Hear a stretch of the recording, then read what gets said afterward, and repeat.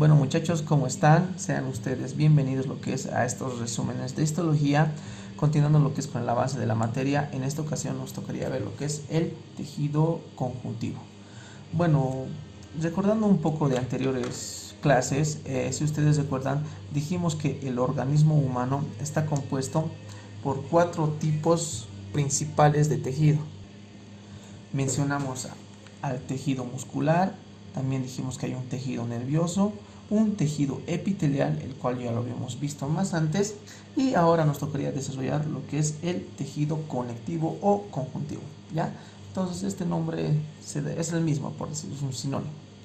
Bueno, para conocer lo que es el tejido conjuntivo, como siempre debemos mencionar algunas características de este tejido. Bueno, una de las características, vamos a decir que el tejido conjuntivo tiene una variedad celular.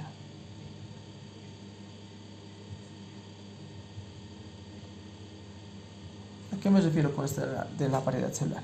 Que va a estar compuesta, bueno, por algunos tipos de células. Por ejemplo, aquí podemos dibujar lo que es un fibroblasto, también podemos dibujar lo que es acá una célula cebada o un mastocito, también se lo conoce. También podemos esquematizar lo que es un adipocito, ¿ya? Que tiene una gotita de grasa. También podemos mencionar ¿no? células inmunitarias, como por ejemplo los macrófagos. Y también acá podemos dibujar un vaso sanguíneo, dibujar alrededor de esta un pericito, ¿no? Entonces ustedes pueden darse cuenta, el tejido conjuntivo tiene, bueno, o está compuesto por variedad de células, ¿no? Que cada una tiene una específica función. Bueno, otra de las características que tiene lo que es este tejido conjuntivo es que tiene una abundante matriz extracelular.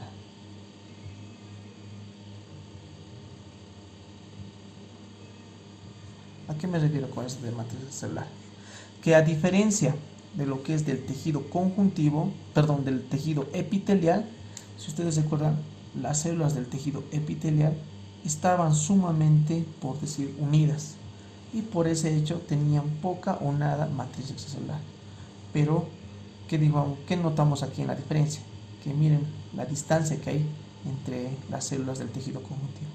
Entonces, al haber tanta distancia, ya no hay mucha distancia de aquí a allá, de aquí a allá, el tejido conjuntivo va a tener gran cantidad de matriz extracelular, ¿no? Esa sería.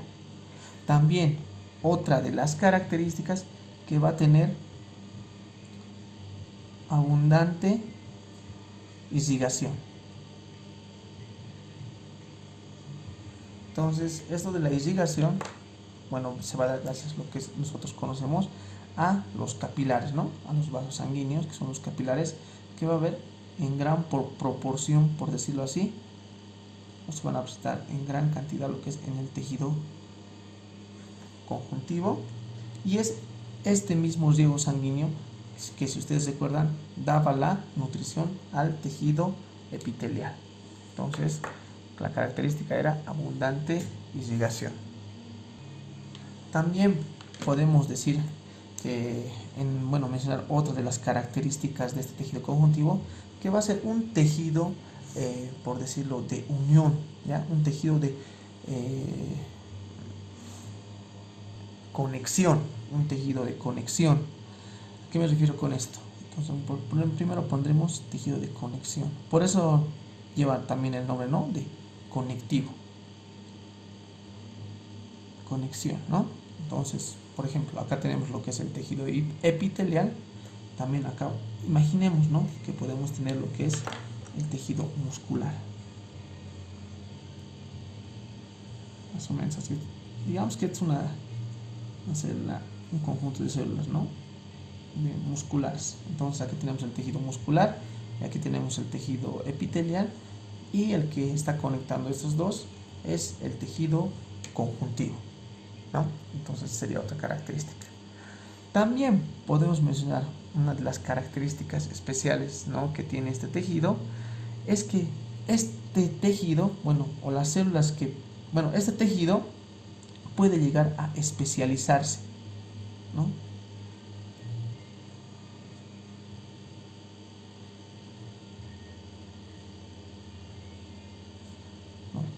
Esto lo vamos a ver lo que es en temas más, bueno, que van a venir a continuación, o videos que van a venir a continuación. ¿A qué me refiero con esto de la especialización? Que hay un tejido, con este tejido conjuntivo se puede especializar lo que es ya sea en cartílago, se puede especializar lo que es en hueso, o también se puede especializar lo que es en sangre o tejido sanguíneo, ¿no?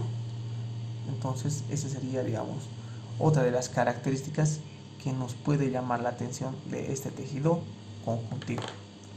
Bueno, una vez que ya tenemos lo que es descrito las características de este tejido conjuntivo, ahora nos tocaría ver, como siempre, lo que es las funciones. ¿Para qué nos sirve lo que es este tejido conjuntivo?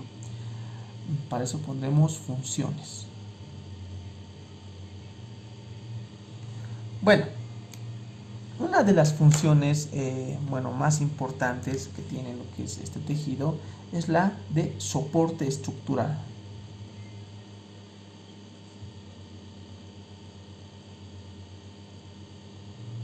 ¿A qué se refiere esto de soporte estructural?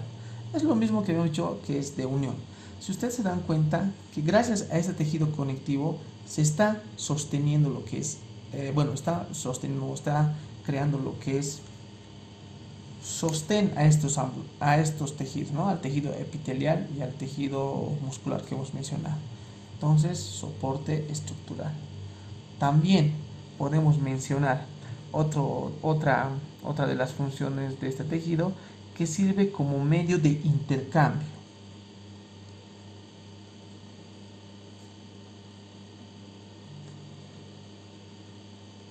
¿Intercambio de qué? Medio de intercambio de qué? Puede ser de nutrientes o desechos.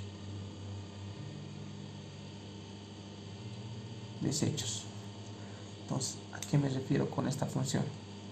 Que si ustedes recuerdan, dijimos que el tejido epitelial tenía abundante riego sanguíneo, ¿no? O abundante irrigación. Entonces, es en este tejido donde vamos a tener gran cantidad de capilares, ¿no? De vasos. Y estos capilares, cuando vamos a llevar lo que es nosotros vaso sanguíneo o la conformación de un vaso sanguíneo, estos capilares van a tener lo que es las fenestraciones. Y gracias a estas fenestraciones, que son como ventanas, por decirlo así, va a haber una comunicación, ¿ya? O va a haber un intercambio entre líquido intersticial, ¿no?, y el plasma sanguíneo. Entonces van a poder pasar nutrientes del plasma directamente al tejido conectivo, o también va a poder pasar desechos de este tejido directamente lo que es al plasma, ¿no?, para ser eliminados. Entonces sería de medio de intercambio de nutrientes o desechos. Bueno, otra función que podemos mencionar acerca de este tejido conjuntivo es la defensa y protección.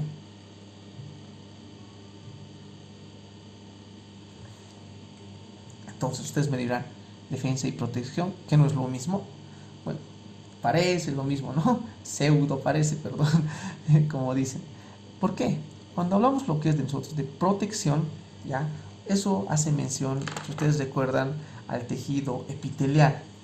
Si ustedes recuerdan, el tejido epitelial, como tenía una adherencia celular, que vamos a dibujar, que esta adherencia, que gracias a las uniones de oclusión, impedía, ¿no?, que incluso bacterias o virus atraviesen. Ustedes recuerdan, ¿no? Era la función de protección. Entonces, por alguna razón, tal vez alguno de ustedes tiene, no sé, un gatito, el cual que al juguetear, estos te empiezan a, por decirlo, ¿no?, a dar algunos arañazos y lesiona, ¿no?, parte de tu epitelio. Y si ustedes recuerdan, entonces al lesionar, entonces puede llegar a sangrar, por decir. Y, y como sabemos, ¿no?, que en la piel tenemos varios microorganismos, entonces uno de estos microorganismos puede ingresar, ¿no? Y una vez que, gracias al gatito que ha lesionado tu epitelio, estas bacterias van a poder ingresar lo que es al tejido conectivo. Ahora, esta bacteria, una vez llegando lo que es al tejido conectivo, ¿ya?, al tejido conectivo, podría hacer lo que es una división celular y producirse lo que es una gran infección y todo.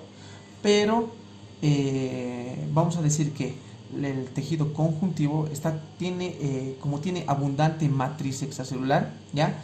Y esta matriz extracelular es una sustancia amorfa. ¿A qué me refiero que es amorfa? Bueno, por decirles que tiene una consistencia medio gelatinosa, ¿ya? Esa es la palabra, gelatinosa. Y si ustedes recuerdan la gelatina, entonces ahí ponemos, digamos, un papelito. Ese papelito no puede desplazarse a ningún lado, ¿no? Entonces la bacteria va a ser igual, o sea, ahí va a estar quieto y la matriz extracelular, por decirlo, va a detener ahí y tampoco va a evitar que haya lo que es una división celular. Entonces esa sería la función de protección. Ahora, cuando hablamos lo que es de la función de defensa, ya vamos a decir que el tejido conjuntivo va a tener células que aquí no las he dibujado, que son las células inmunitarias. Por ejemplo, tenemos, digamos, los neutrófilos, los basófilos, los eosinófilos, ¿no? Entonces, estos, ¿a qué van a colaborar? Van a colaborar lo que es a la defensa, ¿no? A esa función de defensa. Es decir, que gracias a estas células van a ir a chocar directamente contra el microorganismo, por decirlo así, ¿no? Van a ir a chocar y a darse, pues como dicen, ¿no?, a darse contra los microorganismos. Entonces, función de protección gracias a la matriz, que es una sustancia amorfa, y de defensa gracias a las células inmunitarias que contiene lo que es este tejido. Listo. Después, otra de las funciones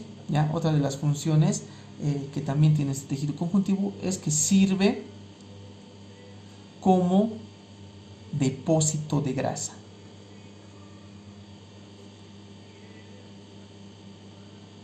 Y esto es gracias, o se va a dar gracias a lo que es a una célula también del tejido conectivo o conjuntivo, que se denomina adipocito, ¿no? Esto lo vamos a ver lo que es el tejido adiposo en videos más adelante. Listo, muchachos. Con eso ya habríamos, bueno, dado o tener un pantallazo acerca de este tejido. Ya sabemos la ubicación de este tejido, ya sabemos las características y también ya sabemos lo que es las funciones que este tejido conjuntivo ¿no?, tiene. Bueno, ahora trataremos de describir lo que es más detalladamente lo que es este tejido conjuntivo, comenzando que el tejido conjuntivo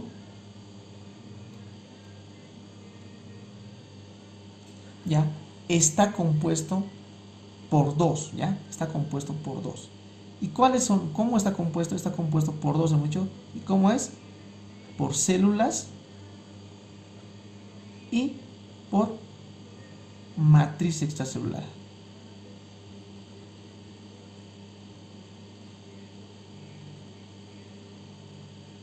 ¿Ya? Entonces, este video de tejido conjuntivo va a tener una segunda parte, ¿ya?, donde vamos a ver a detalle lo que es la matriz extracelular.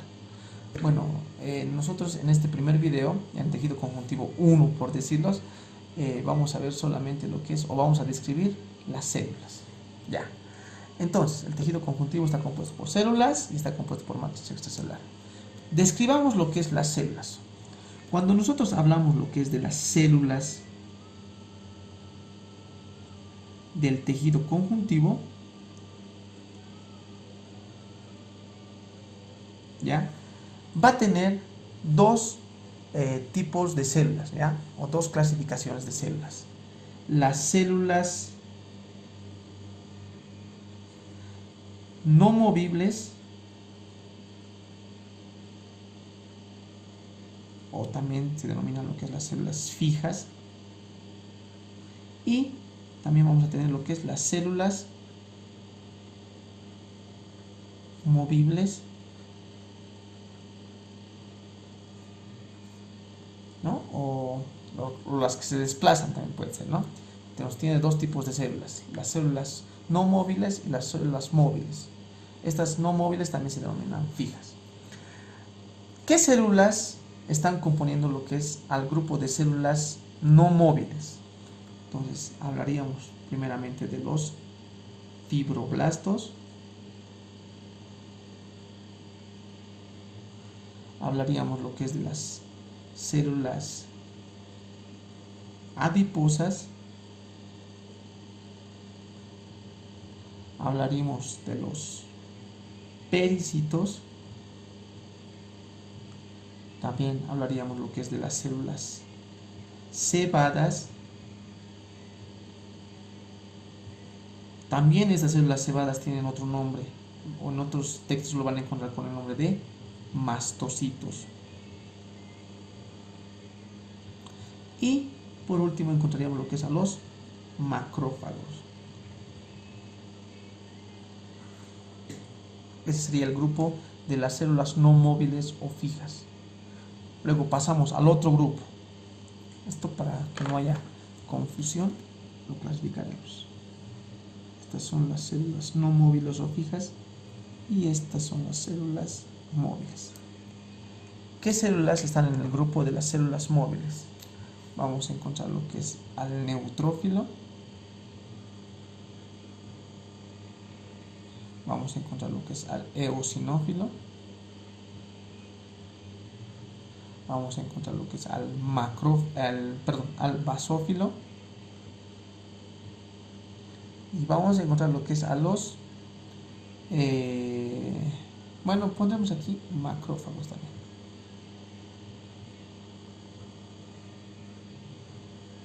Entre paréntesis vamos a poner monocitos, ¿ya?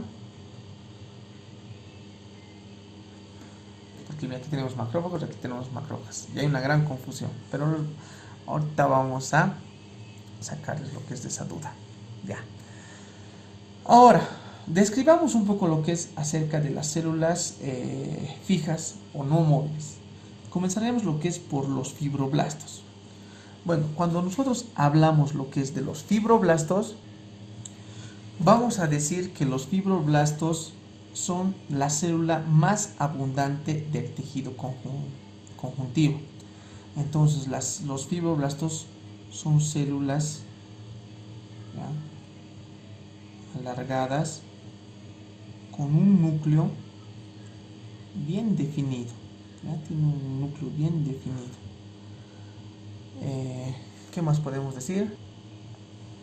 También podemos mencionar que los fibroblastos van a tener un retículo endoplásmico rugoso desarrollado y también un aparato de Golgi. Y si ustedes recuerdan cuando llevamos lo que es célula, ustedes ya saben para qué sirve lo que es el retículo endoplásmico y el aparato de Golgi, para modificar síntesis de proteína y todo. Entonces los fibroblastos van a estar a cargo de la creación de ¿qué creen? De la matriz extracelular. Entonces son los principales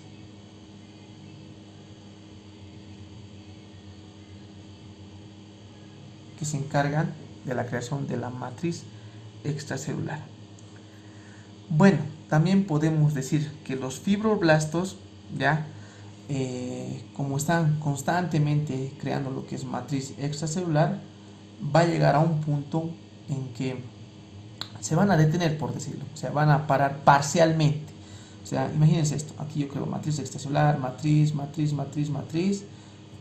gran cantidad de matriz por todo lado, pero entonces la célula, ¿no? Yo me pongo en el lugar de célula, ya hemos creado mucha matriz, creo que deberíamos parar así. Entonces, en el momento de que paren, algunos autores lo han denominado fibrocito.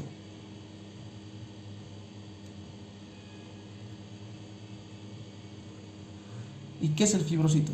Es lo mismo, un fibroblasto, pero el fibrocito es inactivo. Inactivo, ¿no? Entonces, ¿se dan cuenta? Pero, como les digo, esto es reversible. En cualquier momento puede volverse lo que es nuevamente lo que es un fibroblasto. Entonces es reversible, ¿no? Aunque, como dicen algunos textos, no lo toman mucho en atención, pero no está de más mencionarlo. Entonces es reversible. Después, a ver, ya. Después, podemos decir que este fibroblasto o este fibrocito también, ¿ya? También va a poder entrar en una especialización. ¿A qué me refiero con esto? Que va a poder entrar a una especialización. Que el fibroblasto, ¿ya? Es, por decirlo así, va a sufrir una digievolución, ¿ya? ¿Y qué se va a llamar esto? Se va a llamar miofibroblasto.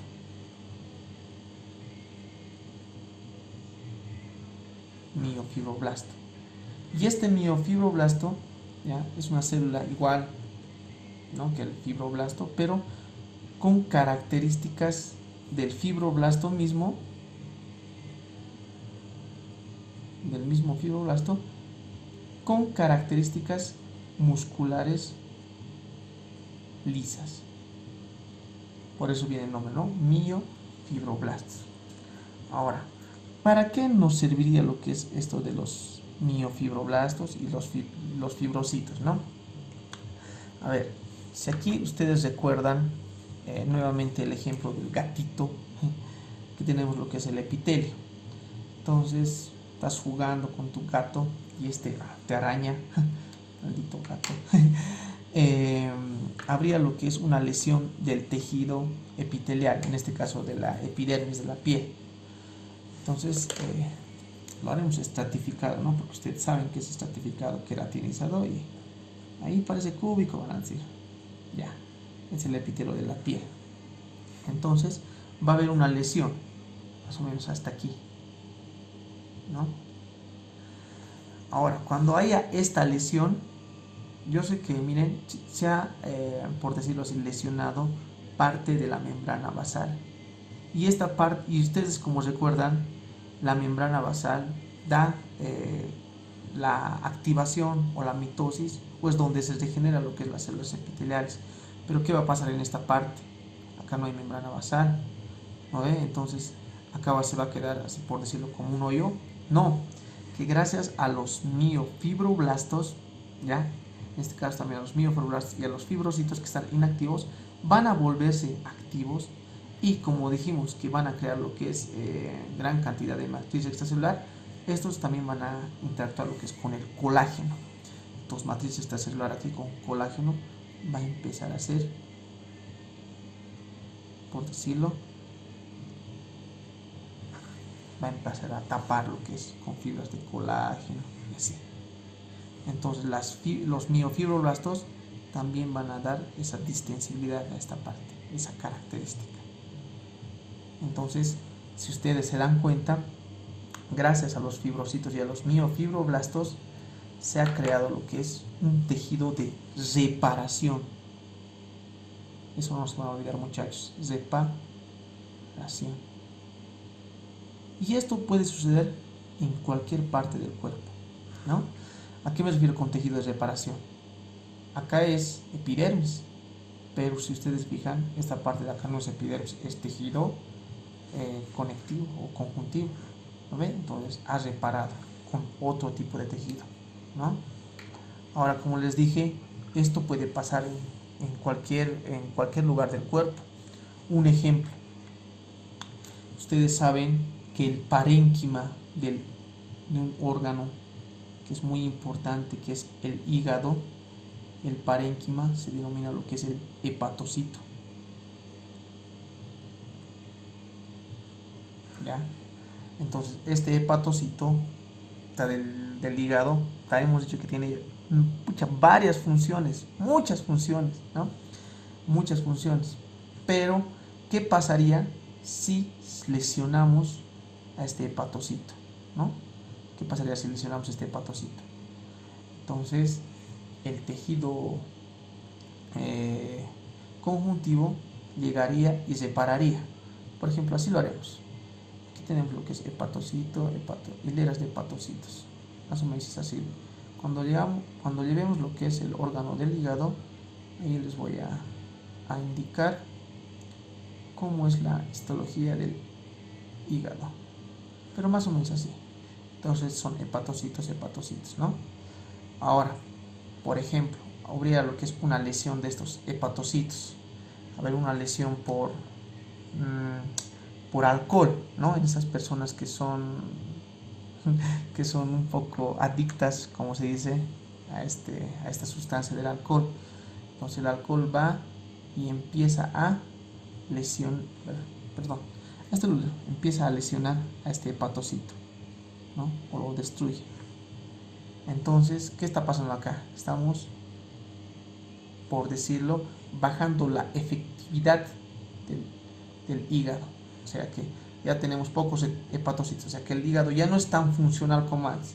Y esta persona, aún sabiendo o teniendo ese conocimiento, sigue consumiendo bebidas, ¿no? Entonces lesiona estos hepatocitos. Y como dijimos, que gracias a los miofibroblastos y fibrocitos, estos van a crear un tejido de reparación.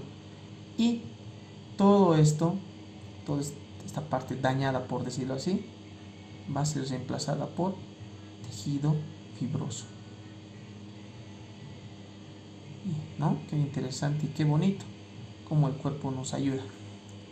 Pero acá hay una desventaja, que este tejido fibroblasto, este tejido fibrótico no tiene esa función que tenía el hepatocito. Esta tenía muchas funciones, hemos dicho, era muy funcional, ¿no? Funcional. Pero este fibroblasto no tiene ninguna, este tejido fibroso no tiene ninguna función, ¿verdad? No tiene ninguna función, solo es de separación. Entonces el hígado no estaría funcionando al 100%, ¿no? Pero estaría reparado, pero no estaría funcionando al 100%, ¿no? Entonces esa sería lo que es una de las características de estas células conocidas como fibroblastos. Bueno, vamos a entrar lo que es a otra, son las células adiposas. Ya. Cuando hablamos lo que es de células adiposas, aquí voy a empezar a desarrollar, muchachos. Aquí ponemos células adiposas. Cuando hablamos lo que es de células adiposas, vamos a decir que el conjunto de estas células adiposas nos va a formar el tejido o graso, o tejido adiposo también se lo pones, ¿no? Que lo vamos a detallar más en otro video. Pero podemos mencionar algo, ¿no? Ya que estamos llevando este tejido, y decir que las células adiposas vamos a encontrarlas de dos tipos, que son las células adiposas multinucleadas,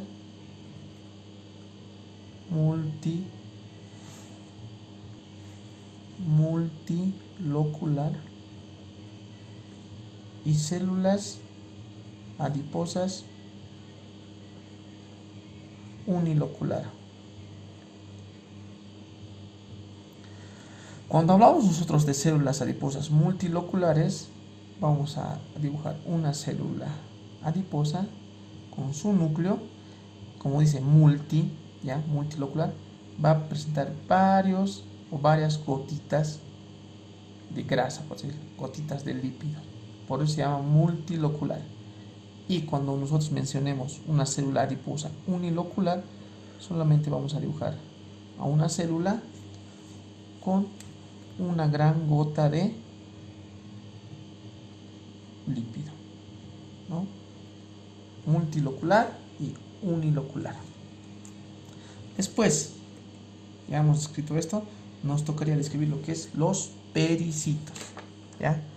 Cuando hablamos lo que es nosotros de pericitos, ¿qué pondremos, no? Pericitos pondremos.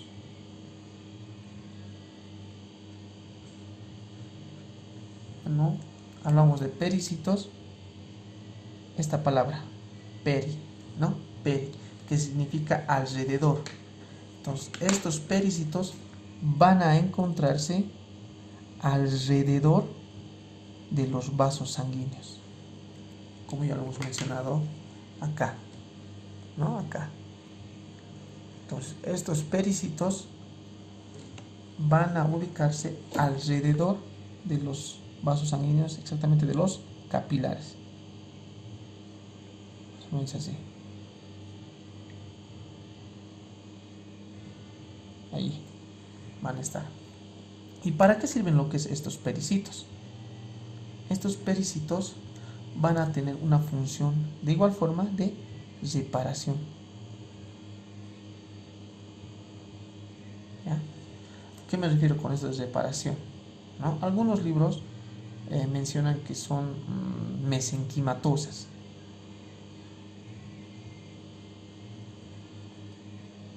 Pero es lo mismo casi. Ahorita les vamos a decir qué significa mesenquimatosas. Bueno, cuando nosotros vamos a llevar lo que es la histología de los vasos sanguíneos, voy a dibujarla acá, vamos a conocer que el vaso sanguíneo está compuesto por capas. Tenemos una capa, la más interna, que se llama lo que es la túnica íntima. Después tiene una capa intermedia, ya más o menos así, después de la íntima. Ya lo dibujé con rojo, que se denomina túnica muscular. Y después de esa va a tener una capa externa, que se va a denominar adventicia.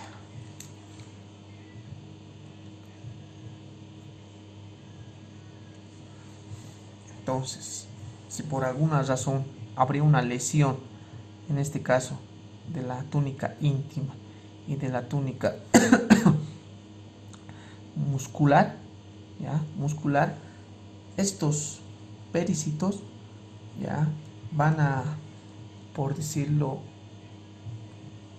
ocupar el lugar de esto, van a transformarse, por eso les llaman mesenquimatosas.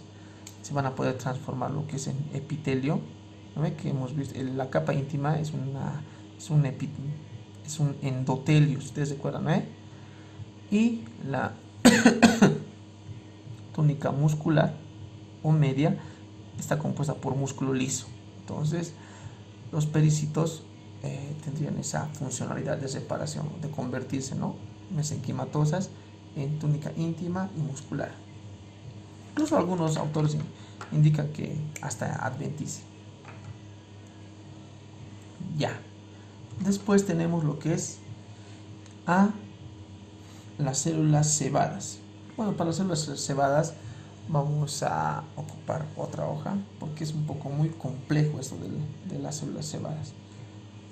Terminaremos de describir lo que es a las células no móviles con los macrófagos.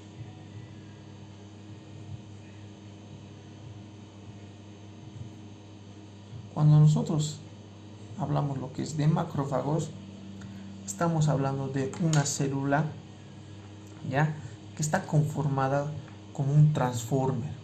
Como ustedes me dirán, Juan, pero ¿cómo? No te entiendo. La unión de varios monocitos nos va a dar lo que es un macrófago. ¿Ya? La unión de varios monocitos nos va a dar un macrófago. Entonces,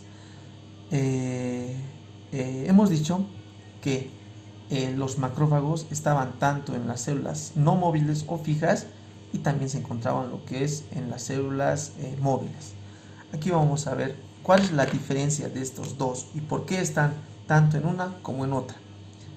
A ver, voy a dibujar, por ejemplo, un vaso sanguíneo y voy a dibujar lo que es el tejido conjuntivo, ¿no?, con sus fibroblastos. Aquí vamos a dibujar lo que es una célula adiposa, ¿sí? Un pericito, ¿no? Qué bonito. Entonces, acá, este es la membrana basal y por arriba está el epitelio.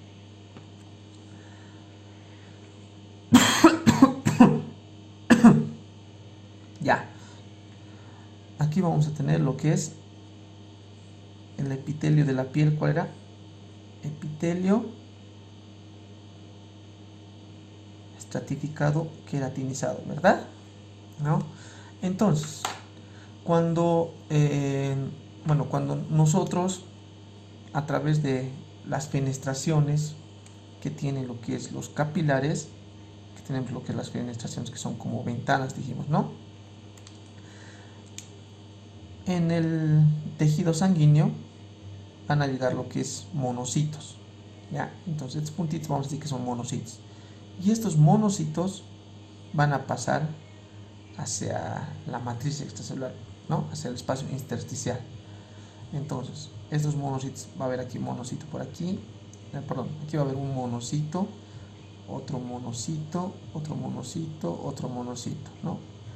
Entonces, que van a estar cerca, ¿ya? O casi en contacto lo que es con el epitelio de la piel.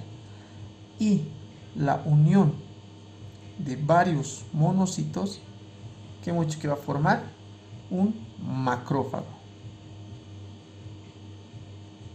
Pero este macrófago va a ser característico o va a estar, o sea, fijo, quiero decir, en este órgano, que es la piel. Y se ha denominado, bueno, en vez de decirlo macrófago, lo han denominado célula de Langerhans. Entonces, ¿qué es las células de Langerhans? Son macrófagos que están fijos, digamos, en el tejido conjuntivo de la piel. También pueden estar lo que es en la piel, ¿no? En el epitelio de la piel. Después, hay otros macrófagos fijos que están en diferentes órganos. Por ejemplo, en los pulmones. En los pulmones se los ha denominado células en polvo. También tenemos lo que es células en el sistema nervioso, que se llaman células o microglia.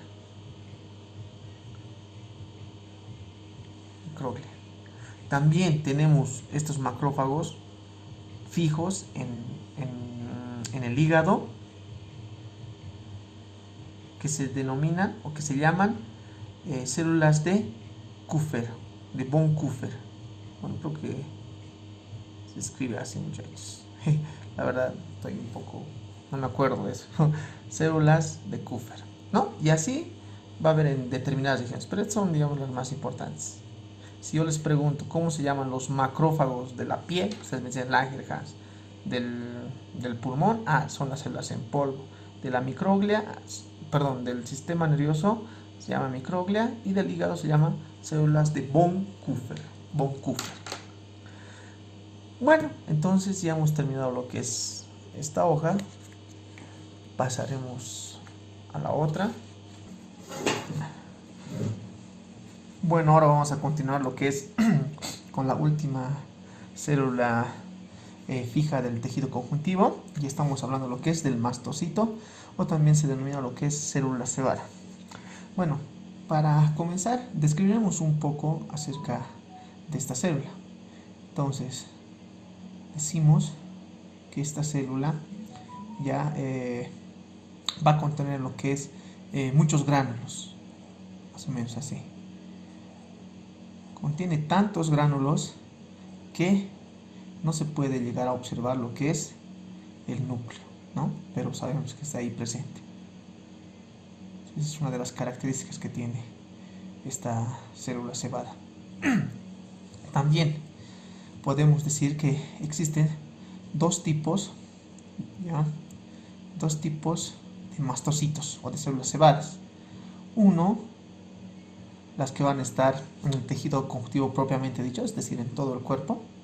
Entonces, tejido conjuntivo propiamente dicho, ¿no? Y el otro van a ser lo que es los mastocitos, que están, por decir, por debajo de las mucosas, en este caso ya sea de las vías respiratorias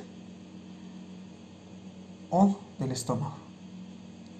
Esos dos serían los dos tipos de mastocitos, los que están relacionados con mucosas y las demás que están Bueno, se cortó el video.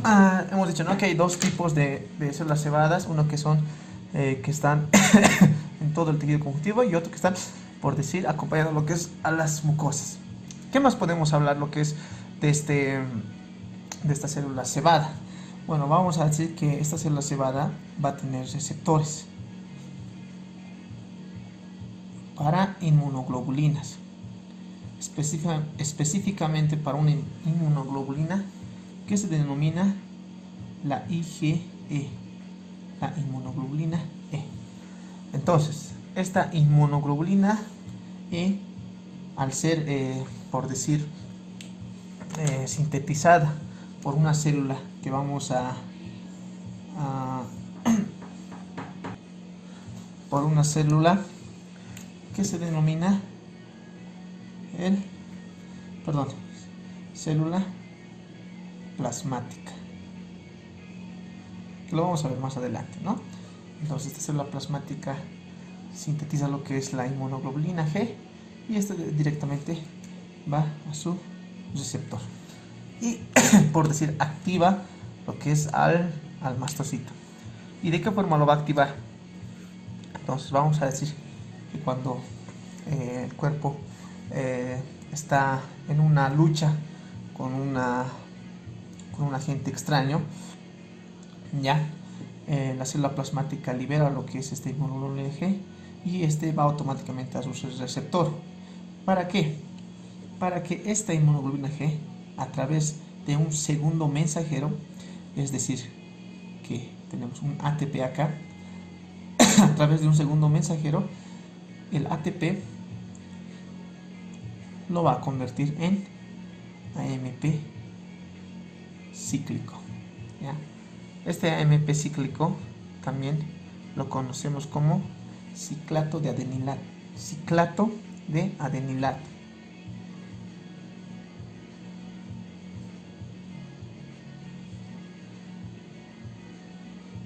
¿Qué va a ser lo que es este AMP cíclico, que es como un segundo mensajero que ya lo conocemos?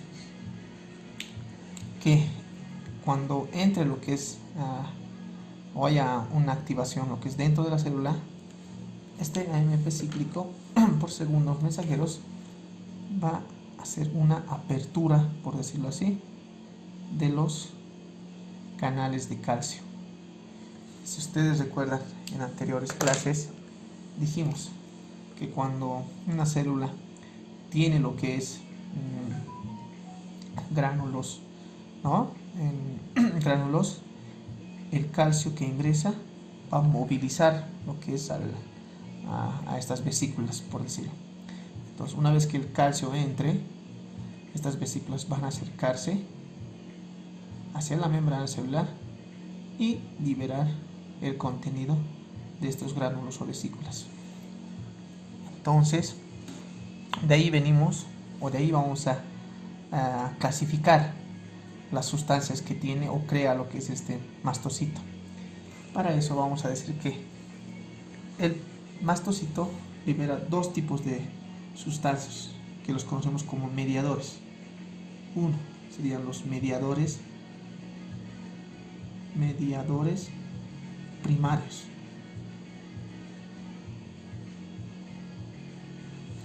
Mediadores primarios. Y el otro sería lo que es los mediadores secundarios.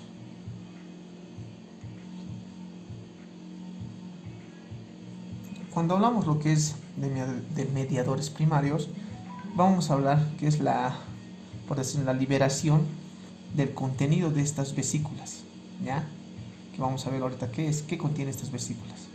Y cuando hablamos lo que es de mediadores secundarios, vamos a decir que las sustancias que va a liberar el mastocito no va a ser, va a liberar otro tipo de sustancias que no va a ser las que se encuentran en las vesículas, sino que estas se van a formar en la membrana basal, perdón, en la membrana celular, ya que lo vamos a ver más adelante.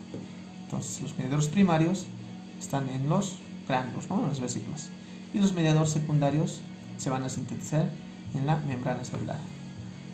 Con ese conocimiento ya tendríamos lo que es descrito los mediadores primarios y secundarios. Ahora entraremos a describir lo que es qué sustancias se encuentran en los mediadores primarios. Vamos a comenzar por uno de los más importantes, que se denomina histamina. ¿Ya?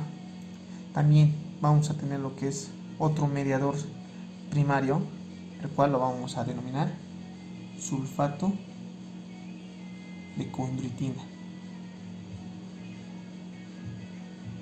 También vamos a tener lo que es otro mediador primario denominado heparina. También podemos mencionar al factor quimiotáctico de neutrófilos. También podemos mencionar al factor quimiotáctico de eosinófilos. Describiremos cada uno de los mediadores primarios. Vemos así. Comenzaremos lo que es por la histamina. La histamina, ya vamos a decir que es sintetizada, como ya hemos visto acá, o es liberada por los gránulos de las células cebadas o mastocitos. Y también podemos, antes de entrar lo que es, vamos a decir que la histamina también se va a encontrar en gránulos de una célula móvil que se denomina el basófilo, ¿no? Entonces los mastocitos y las células basofílicas van a tener la misma función. Pero ¿qué más? También podemos decir que la histamina, imagínense esto, muchachos, se usa como un neurotransmisor. Entonces, si se usa como un neurotransmisor, también las neuronas del sistema nervioso, algunas neuronas del sistema nervioso central, bueno, de todo el sistema nervioso central, van a sintetizar lo que es la histamina. Entonces pondremos como neurotransmisores. Qué interesante, ¿no? Es secretado por ser sintetizado por los mastocitos, por los basófilos y por algunas neuronas, ¿no? Que lo usan como neurotransmisores. Ya que hemos mencionado tanto la histamina, ¿para qué nos sirve lo que es la histamina? La histamina, vamos a decir que tiene una función de vasodilatación,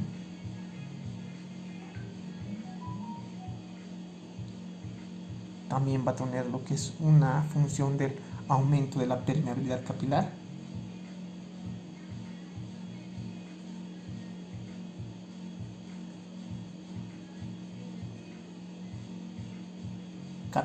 permeabilidad capilar, y también va a tener lo que es una función de aumentar las secreciones de moco.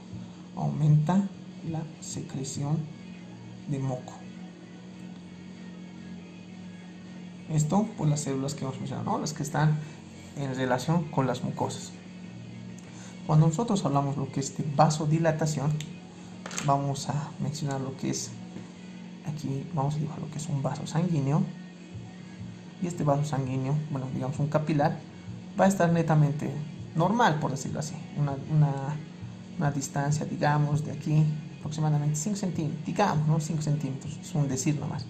Entonces, la histamina, que es un mediador primario, va a ir a los receptores, por decirlo así, del músculo liso, de los vasos sanguíneos, también del endotelio, y va a provocar lo que es una vasodilatación. Entonces, ya no va a tener una dimensión, por decirlo así, de 5 centímetros, sino va a ser más grande. Entonces, si esto se vuelve más grande, obviamente va a aumentar lo que es el flujo. ¿A ver? Va a haber más cantidad de flujo, o sea, de plasma y elementos fórmicos por esta vasodilatación. Si ustedes recuerdan, bueno, dijimos que los capilares van a tener lo que es fenestraciones, y estas fenestraciones son como ventanas como ventanas. ¿Para qué? Para la comunicación del plasma con el líquido intersticial. Entonces aquí dibujemos lo que es la membrana basal. Aquí dibujemos lo que es algunas células del tejido conjuntivo. Aquí dibujaremos lo que es un mastocito, ¿no? Alrededor del vaso sanguíneo. Y aquí tenemos lo que es el epitelio de la piel. Entonces, imagínense esto, que por alguna razón con un objeto punzocortante o punzante nosotros lesionemos la piel, y miren cómo este objeto ya ha lesionado primeramente, ya ha penetrado lo que es la piel y ha llegado a lo que es hacia el tejido conjuntivo que está debajo de este. Automáticamente acá va a haber el ingreso, lo que hemos dicho, ¿no?, de bacterias, ¿no?, de material extraño. También puede haber bacterias. Entonces, gracias a la matriz, bueno, que va a defender, por decir, ¿no?, va a haber una protección, como hemos dicho, una de las funciones, pero tal vez no puede ser tan efectivo esta por algún tipo de bacteria. Por ejemplo, el Streptococcus aureus, si no me equivoco. Streptococcus aureus. Este Streptococcus aureus libera la aureasa, que desintegra lo que es la matriz, ¿no? Qué interesante. Entonces este microorganismo, por decir, le vale que la matriz extracelular sea una sustancia amorfa, porque él sintetiza una enzima que va a degradar lo que es la sustancia amorfa. Entonces este puede ser un ejemplo. ¿Y qué pasa? Que nosotros tenemos que tener una defensa. Entonces es ahí donde va a ingresar lo que es el mastocito. Primeramente va a ser activado por una célula plasmática que va a liberar inmunoglobulina IgE, y va a ir a su receptor, como dijimos, y va a liberar lo que es histamina. Y al aumentar lo que es una vasodilatación, imagínense esto, aquí hay gran cantidad de plasma, por decirlo así. Entonces, por difusión, por decirlo, el agua del plasma va a salir, ¿no?, aumentando lo que es aquí la concentración del líquido. Eso lo vamos a ver lo que es cuando llevemos inmunitario y veamos lo que es inflamación, ¿no? Por eso, como una bola se ve, ¿no? ¿Por qué? Porque la histamina ha provocado una vasodilatación y está entrando más cantidad de plasma. ¿Y qué tenemos en el plasma? Ustedes me preguntarán qué tenemos en el plasma. Tenemos proteínas que se denominan el complemento.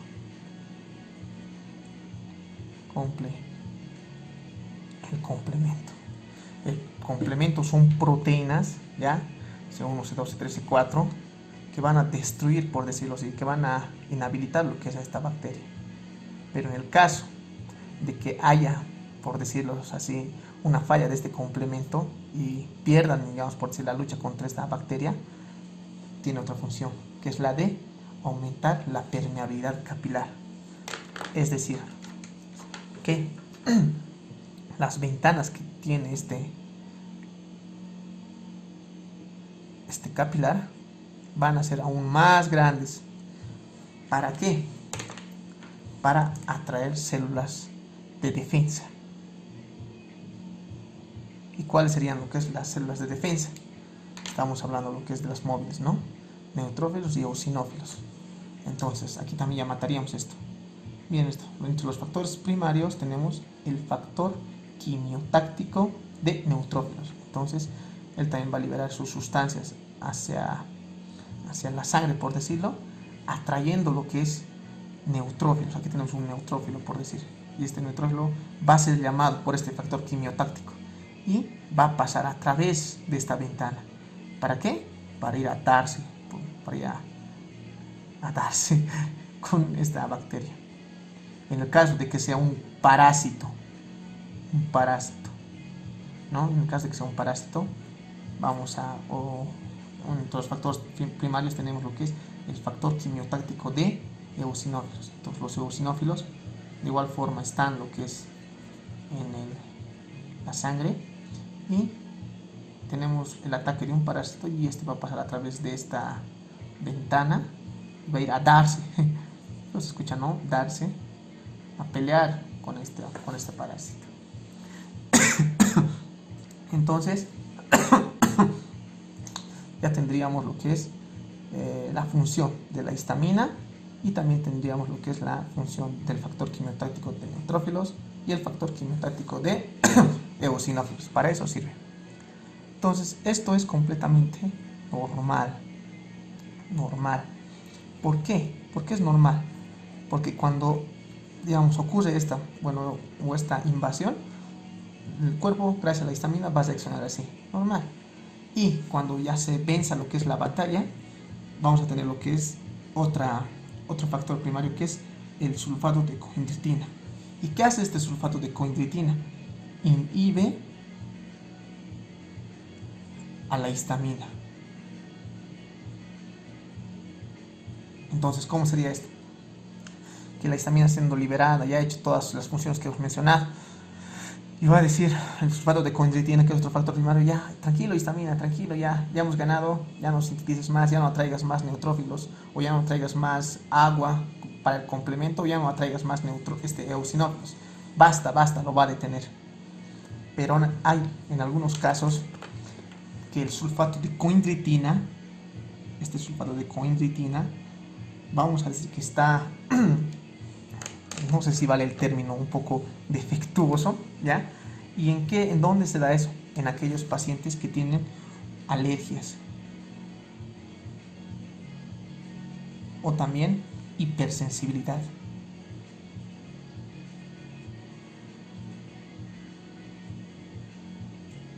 Entonces, esta respuesta, ¿no? Cuando hay una invasión que es tan normal, en algunos pacientes va a ser sumamente multiplicada por 1000, digamos. O sea, no va a ser esta respuesta normal, sino que va a ser 1000 veces más.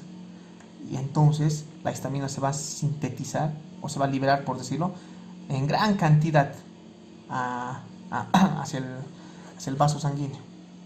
Entonces va a mantener lo que es dilatado, por decir, a este vaso sanguíneo, y automáticamente el agua que tenemos por las fenestraciones también, que están en aumento de la permeabilidad, va a empezar a salir más al espacio intersticial, provocando lo que es un edema. Entonces, si ustedes se acuerdan, va a haber gran cantidad de plasma en el líquido intersticial. Entonces, acá, ¿qué más tenemos? Tenemos elementos formes como los glóbulos rojos, los glóbulos blancos que estamos mencionando, ¿no? Y estos elementos formes son movilizados por este plasma. Entonces, imagínense, si es que no hay plasma porque se ha salido, porque ha habido una respuesta exagerada, entonces, ¿cómo se va a movilizar el glóbulo rojo? Imagínense cómo. Y sabemos que el glóbulo rojo, una de las funciones es el transporte de oxígeno. Entonces, no va a llegar, por decir, oxígeno hacia el cerebro, y podemos entrar lo que es una hipoxia. Eso sería lo peor, una hipoxia. Y después de la hipoxia podemos pasar lo que es a un shock anafiláctico. Eso sería lo peor. Entonces, si pasa un shock anafiláctico, es decir, que por una alergia no tenemos lo que es oxígeno, ¿no?, en el cerebro, entonces la persona puede llegar a perecer, es decir, chao, se va al otro mundo, al otro barrio. Y eso sería lo peor.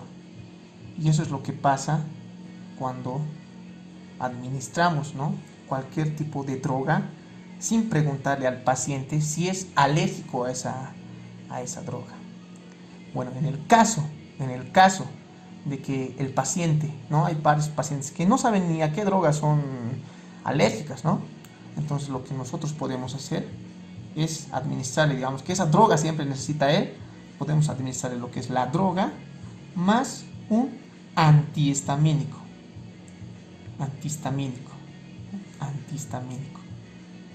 Y con eso vamos a curar, digamos, la dolencia que tiene el paciente, y no vamos a tener esta exagerada respuesta por parte de la histamina.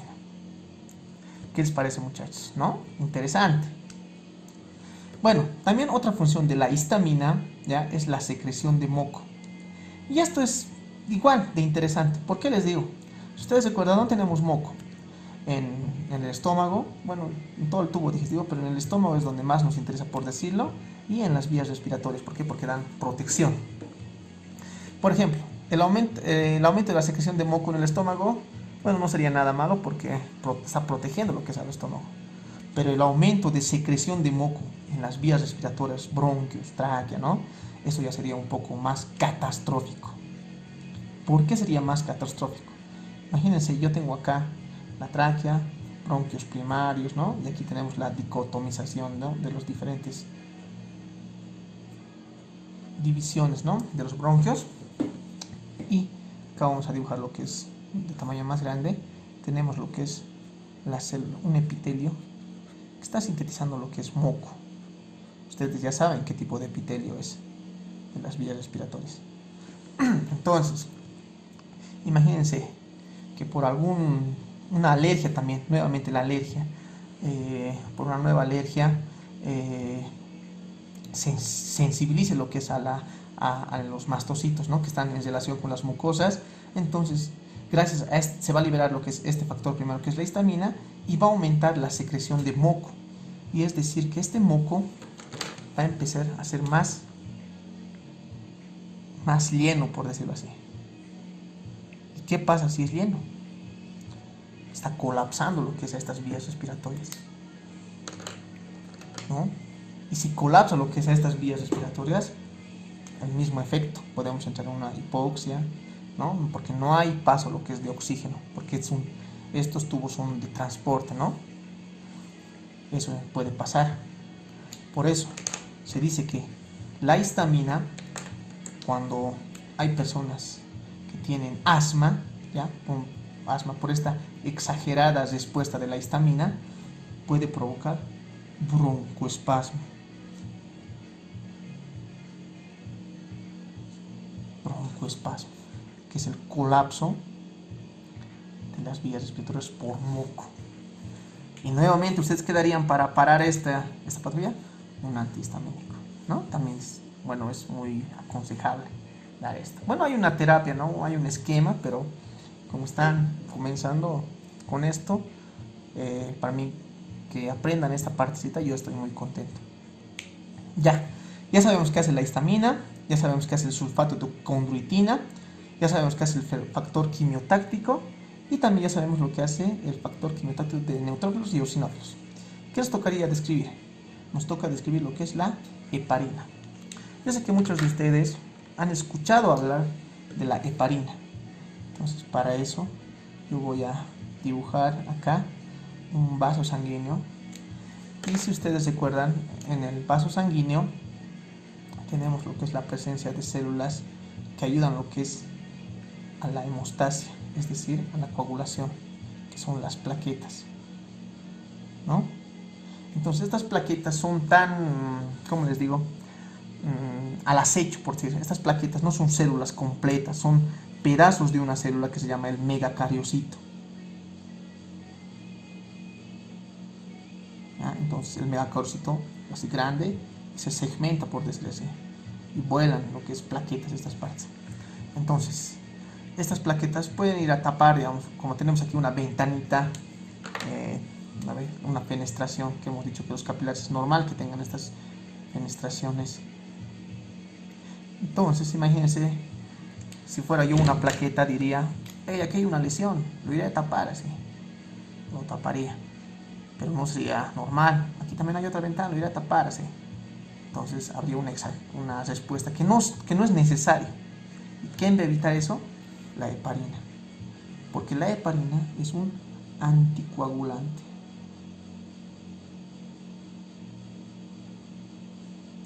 Esta heparina es anticoagulante sintetizado, lo que es por los mastocitos. También las células epiteliales, es decir, el endotelio, tiene sus propios anticoagulantes, que es denominado prostaciclina. Ciclina. Entonces, eso es para evitar lo que es la coagulación. Con eso ya habríamos concluido lo que es de describir los mediadores primarios. Yo sé que es un poco largo, muchachos. Ahora vamos a ver lo que es los mediadores secundarios. Creo que nos va a alcanzar aquí el espacio porque tenemos falta de escribir las células fijas, que eso es solo mencionarlo nomás porque lo vamos a ver lo que es en otro capítulo. Entonces, estaríamos hablando de los factores secundarios. Como ustedes recuerdan, hemos dicho que los factores secundarios o los mediadores secundarios no están en vesículas, ¿vale? Esos son los mediadores primarios.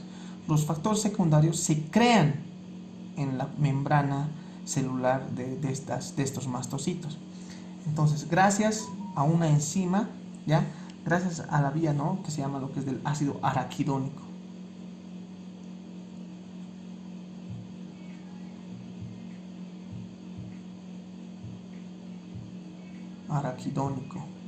Y esto es muy importante saber esta vía porque es en este sector donde van a actuar diferentes fármacos. No aquí también, pero en este sector también es importante. ¿Cuáles son los mediadores secundarios? Vamos a hablar lo que es de los leucotrienos,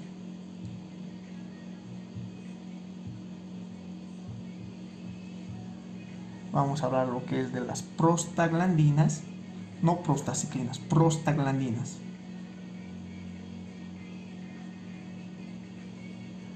Y vamos a mencionar a los tromboxanos.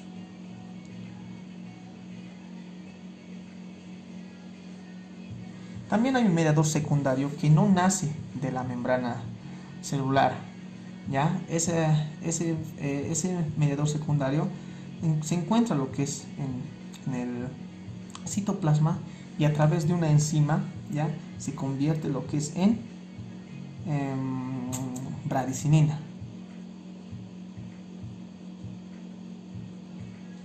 Todos estos son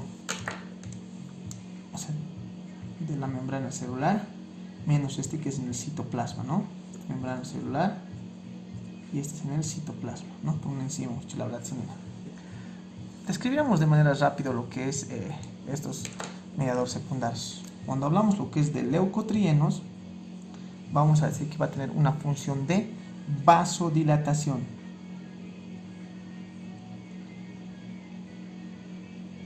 Entonces, los mediadores secundarios estarían ayudando a los primarios, ¿se dan cuenta?, en la vasodilatación. También, de igual forma, van a tener una función de aumentar la permeabilidad capilar, lo mismo que la histamina capilar. Otra función, imagínense esto, aumenta la permeabilidad capilar, también va a aumentar lo que es la secreción de moco. Y si aumenta la secreción de moco, ¿a qué llegamos? A un broncoespasmo.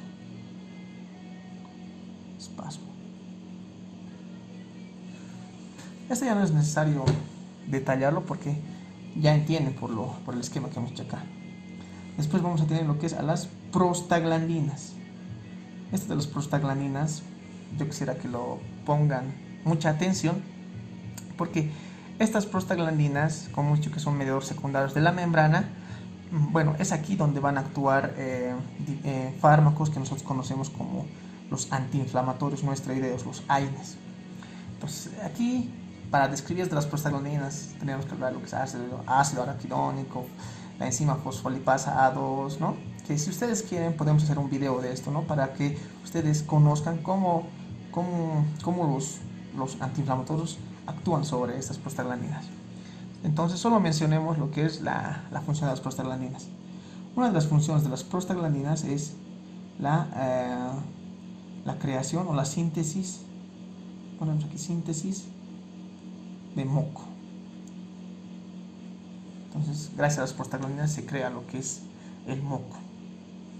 Entonces, si tenemos lo que es la creación de moco, también podemos llegar a un broncoespasmo. Pero, ¿cuál es la diferencia? Que las prostaglandinas no van a actuar directamente, por decirlo, en las vías, como acá, como los leucotrienos, como la histamina, sino que estas prostaglandinas tienen más preferencia, por decirlo así, por el moco del estómago, del sistema digestivo. Entonces, gracias a estas prostaglandinas es que se crea el moco y nos ayuda, ¿no?, a la protección de este órgano, ¿no? También hemos dicho que a este nivel de las prostaglandinas vamos a ver la acción de varios, porque aquí ya tenemos una subdivisión: prostaglandina E, F, es largo acá esto de las prostaglandinas. Por eso, como les dije, si ustedes quieren aprender lo que es un poco del uso de antiinflamatorios, ¿no?, los ácidos, no ácidos, sería que, bueno, comenten en el curso y podemos hacer un video de eso. Pero a este nivel actúan lo que es los antiinflamatorios. Tanto los ácidos como los no ácidos. Y en los no ácidos tenemos al mejor fármaco, ¿no?, que puede existir para un médico. ¿Y cuál es este fármaco? Entonces, yo sé que ustedes conocen. Como les mencionaba, lo que es en el grupo, estoy un poco enfermo. ¿Y ustedes qué me restarían? No tiene una función antiinflamatoria, es antipirético y analgésico, que es el paracetamol. También tenemos la dipirona, el metamizol, pero el más conocido es el paracetamol. Entonces, cuando ustedes no sepan qué dar al paciente, ya saben la clave del éxito, que es paracetamol. Después tenemos otro mediador secundario, que son los tromboxanos. Cuando nosotros hablamos lo que es de tromboxanos, como su nombre indica, tromboxanos, va a tener una función de vasoconstricción, y, como el nombre lo indica, trombo, o sea, va a ayudar lo que es a la agregación plaquetaria.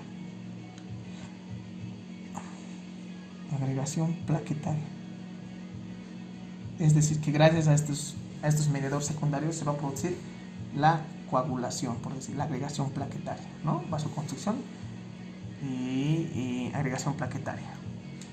Entonces, aquí parece que, como se contradice, uno hace vasodilatación, uno hace vasoconstricción, todo, pero lo que sí les puedo, digamos, sacar de dudas es que cada uno actúa independientemente.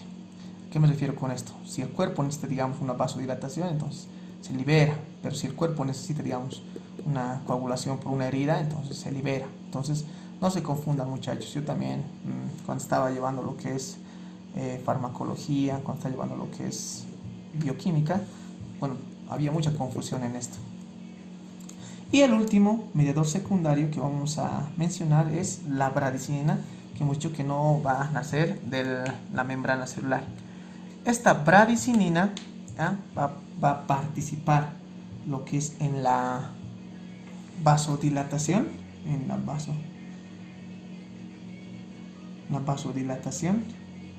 Es más, la bradicinina es un potente vasodilatador. Y esto es lo más importante, que va a participar en la sensación del dolor.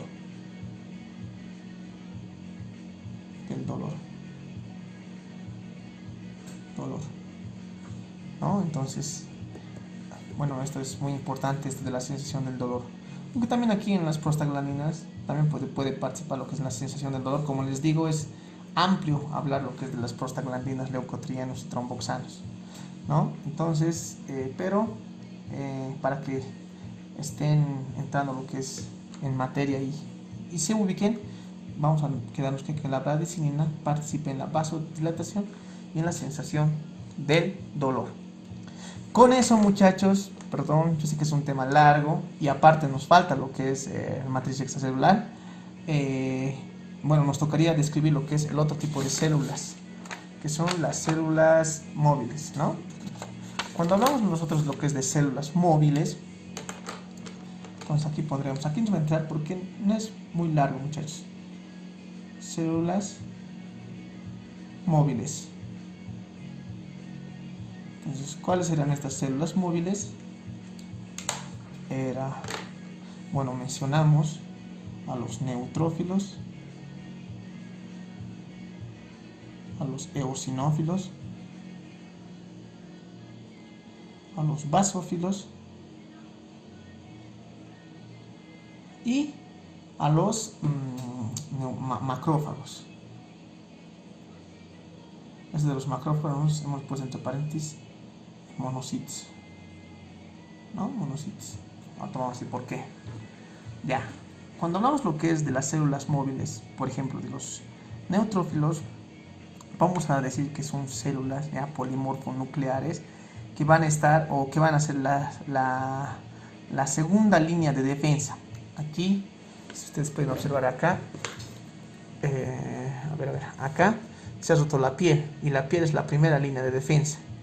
Entonces, si llegan a entrar lo que es a entrar patógenos, bacterias, entonces los neutrófilos, gracias al factor quimiotáctico que hemos dicho, van a ser los primeros en llegar a defender al cuerpo.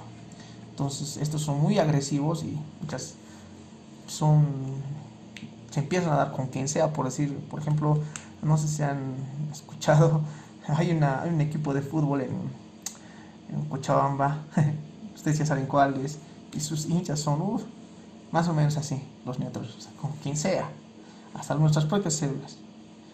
Los eosinófilos también son células móviles porque están desplazándose en el torrente sanguíneo, pero estos basófilos van a actuar contra, ¿qué dijimos? Parásitos. Y los basófilos, ¿ya? Los basófilos son células móviles que igual van a desplazarse lo que es en el torrente sanguíneo, ayudando, ya, vamos a decir que si hay aquí en este sector, digamos que es la entrepierna, ¿no? Ahí ha ocurrido una lesión, entonces el basófilo va a llegar y va a coadyuvar lo que es, o va a ayudar lo que es al mastocito de esa región, ¿no? Entonces, como mucho tiene la misma función. También tenemos a lo que es a los macrófagos, y los macrófagos, ya, vamos a ver cómo son. Ustedes recuerdan que hemos mencionado que había macrófagos quietos en un lugar, ¿no? Quietos, recibían diferentes nombres. Entonces hemos dicho que son una unión. Entonces los monocitos van a estar circulando, por decirlo así, en el torrente sanguíneo, y cuando se necesite macrófagos en una determinada región, ¿no? Ya sea para la presentación de antígenos o para la fagocitosis, entonces estos monocitos van a pasar a través de las fenestraciones hacia el espacio intersticial, ¿no? Y si pasan al espacio intersticial, como dicen, la unión hace la fuerza, entonces la unión de varios monocitos van a crear un macrófago. Y este macrófago va a ayudar, por decirlo así, a los macrófagos que están fijos, ¿no? en determinados órganos que hemos mencionado antes. Bueno, para lo último muchachos, estaríamos hablando de lo que es de las células plasmáticas, eso me había olvidado. Otra célula móvil, plasmáticas. Estas células plasmáticas son linfocitos B modificados. Igual sufren una digievolución, una evolución, ¿no? Como los Pokémon, así. Son células plasmáticas, son linfocitos B modificados. Entonces, una célula plasmática más o menos así, con un núcleo grande. Y ustedes se acuerdan, cuando tiene núcleo grande y retículo endoplásmico rugoso y aparato de Golgi también bien desarrollado, es porque va a crear lo que es proteínas. Y claro, evidentemente estas células plasmáticas van a crear lo que es proteínas que se denominan lo que es los anticuerpos. Pero las células plasmáticas van a sintetizar cuatro inmunoglobulinas o anticuerpos específicos, que son la inmunoglobulina G, así, IgG, la inmunoglobulina A, la inmunoglobulina M, la inmunoglobulina E y la inmunoglobulina D, GAMET. Eso no se van a olvidar, muchachos. Eso es un nuevo técnico, GAMET. Y ustedes ya saben para qué sirve lo que es la inmunoglobulina E, ¿no? Acá ya lo hemos visto, que es el que va a su receptor del mastocito. Bueno, muchachos, con eso yo espero que se haya comprendido lo que es este tema del tejido conjuntivo. Yo sé que es un poco largo, sé que es un poco difícil de entender, pero como les digo, aquí está la clave del éxito. ¿Ya? Aquí está la clave del éxito. Y ustedes no, no pierdan la fe, como se dice, y estudien. Con todo eso, muchachos, yo, Juan, me despido y nos vemos lo que es en la segunda parte, que es matriz extracelular del tejido conjuntivo. Como dice Marcelo Tinelli, ¿no? Nos vemos, muchachos. Chau, chau, chau, chau.